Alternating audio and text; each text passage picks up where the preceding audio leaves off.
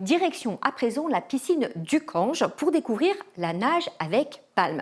Ce sport a été reconnu par le Comité international olympique en 1985. C'est une discipline exigeante mais qui ne fait pas peur aux jeunes Lorrains. 5 d'entre eux sont déjà enregistrés comme athlètes de haut niveau. Regardez.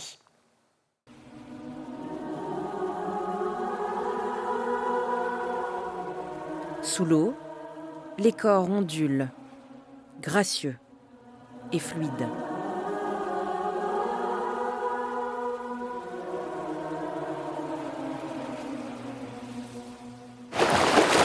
Mais ne vous y trompez pas. Fixe ton bassin. Serre les fesses. Rentre le ventre, serre les fesses, bassin rétroversion.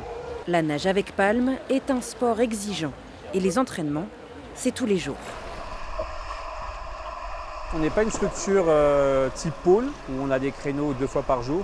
Nous, on peut s'entraîner qu'une fois par jour. Et souvent, c'est 1h30, donc on n'a pas vraiment de temps à perdre en fait. On est obligé d'optimiser tout ce qu'on fait.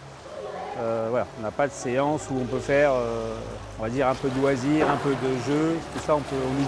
Oui, c'est exigeant, mais si on pouvait faire plus, on ferait plus.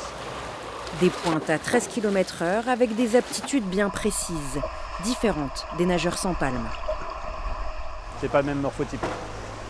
En général, ils sont un petit peu plus petits, ils ont des leviers un peu plus courts et ils sont très puissants au niveau des jambes.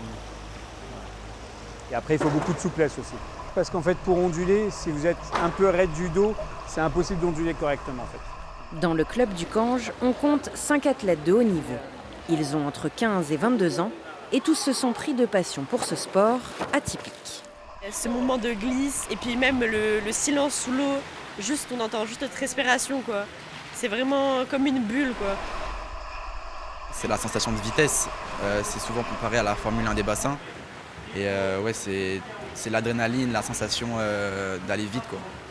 Pour ces jeunes, il faut jongler entre études, vie personnelle et sport. Pas toujours facile. Oui, c'est beaucoup de sacrifices, donc pas de vacances, des fois c'est des repas de famille aussi qu'on loupe. C'est des moments où les copains ils disent viens on va dehors, bah non, pas moi, mais après on vit tellement de belles choses. Mais ambition et talent font souvent bon ménage.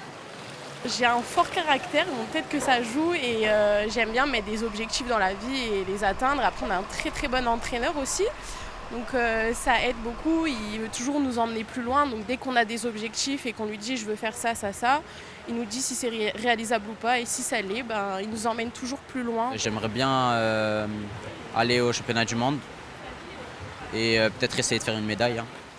Des athlètes motivés qui offrent une belle vitrine à leur club. C'est un sport qui est méconnu mais qui, je pense, est agréable à voir. On essaye tous les ans d'avoir des sportifs de haut niveau qui participent au championnat du monde, au championnat d'Europe, aux Jeux mondiaux des fois, parfois même. On participe à tous les championnats de France et c'est vers là où on veut aller, vers le développement du sport et vers le haut niveau. Actuellement 5e club au classement national. Prochain objectif, la première manche de la Coupe du Monde en avril à Aix-en-Provence.